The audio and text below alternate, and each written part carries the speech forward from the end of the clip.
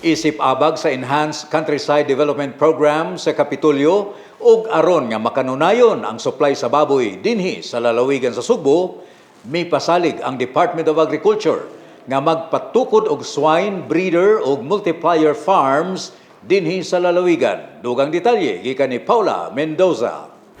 Mipasalig ang Department of Agriculture sa pagpatukod og swine multiplier ug breeder farms dinhi sa lalawigan sa Sugbo. Nga hangtod karon, nagpabilin nga African Swine Fever kon ASF virus-free.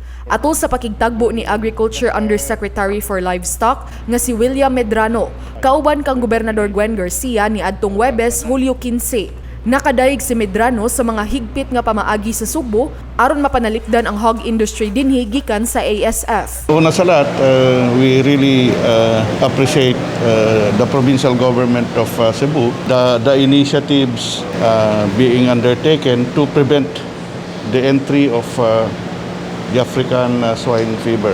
And because of that, nasa green zone pa kayo. Being a green zone, we really encourage all investors, our swine farmers, swine raisers to enhance yung kanilang production levels para mas mataas yung supply ng baboy galing sa Cebu. Isip dugang usab nga suporta sa DA sa Enhanced Countryside Development Program sa Kapitolyo. Mipasalig ang DA sa mga swine breeder farms dinhi sa Sugbo ug hog production ug pagpatambok sa mga baboy. Subay kini sa National Livestock Program sa DA.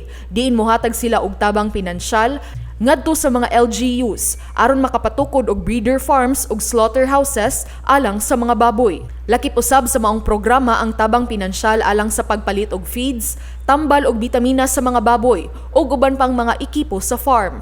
Pinaagi niini, masiguro gayud nga magpadayon ang steady nga supply sa baboy dinhi sa lalawigan sa Sugbo isip usa sa mga ASF free zones. Dito sa amin sa National Livestock Program, tutulong kami kung paano magkaroon kayo ng tinatawag nating swine multiplier and breeder farm, so that ang purpose nito is para matulungan din natin yung mga small swine farmers.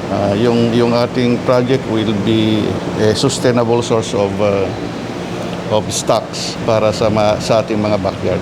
Kahinumduman nga hinay-hinay nang gitugutan sa lalawigan sa Subo ang pag-export sa mga buhing baboy ngadto sa laing probinsya. Apan case-to-case basis lang kini. Depende sa application sa mga breeder farms. Kini tungod kay wala pagilibka sa lalawigan sa Sugbo ang ban nga gideklara ni Gobernador Garcia sa pagpamaligya og buhing baboy ngadto sa laing probinsya. Paula Mendoza, Balita sa Sugbo. Maukadto ang mga kalabuan gikan sa Kapitolyo sa Sugbo hangtod sa sunod higayon. Ako gihapon si Sam Costanilla.